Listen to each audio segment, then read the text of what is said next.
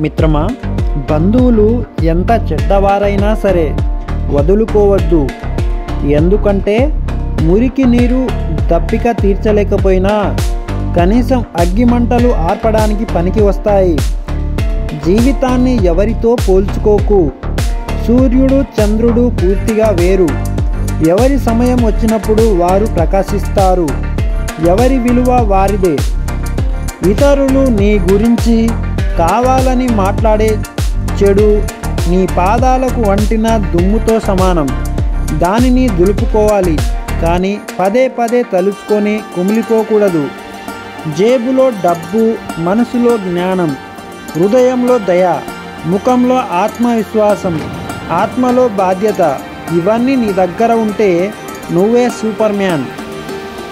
ఆకులు ఎండిన, పూలు వాడినా, పండ్లు రాలిన చెట్టు బాధపడదు. ఎందుకంటే వేళ్ళు బలంగా ఉన్నాయని గట్టి ధైర్యం. జీవితం కూడా అంతే. నమ్మకం బలంగా ఉంటే చాలు. భూమి మీద ఎంతవరకు ఉండాలో దేవుడు నిర్ణయిస్తాడు, కానీ భూమి మీద ఎలా ఉండాలో మనమే నిర్ణయించుకోవాలి. మాట అనేసి కోపంతో అన్నాను, బాధతో అన్నాను, ఆవేశంతో అన్నాను అంటారు, కానీ కోపం, బాధ, ఆవేశంలోనే మనసులోని నిజమైన మాటలు బయటికి వస్తాయి. ఎదుటివారి తప్పులను ఎత్తి చూపేవారు జీవితంలో ఎదగలేరు. తమ తప్పులను తెలుసుకొని సరిదిద్దుకున్న వాళ్ళే జీవితంలో ఎదుగుతారు. గొప్పలు చెప్పుకోవడానికి, గొప్పగా చెప్పుకోవడానికి చాలా తేడా ఉంది. మన గురించి మనమే చెప్పుకుంటే గొప్పలు చెప్పుకోవడం అంటారు. మనం చేసిన పనుల గురించి నలుగురు మెచ్చుకుంటే గొప్పగా చెప్పుకోవడం. మంచి చేయడానికి ఆరాటపడాలి, అంతేగాని మంచి అనిపించుకోవడానికి ఆరాటపడకూడదు.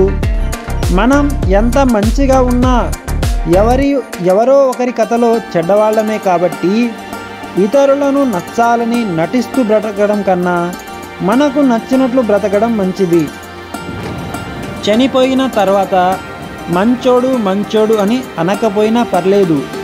బ్రతికున్నప్పుడు ఈడు మంచోడు, వీడు మనోడే అంటే అదే చాలు. అర్థం చేసుకోలేని వారి దగ్గర వాదన, అర్హత లేని వారి మాటలకు వేదన, మన విలువ తెలియని వారి కోసం రోదన అనవసరం. చెత్త ఉంటే ముక్కు మూసుకోవాలి. చెత్త మనుషులు ఉంటే నోరు మూసుకొని వెళ్ళాలి. అప్పుడే ప్రశాంతంగా ఉంటాం.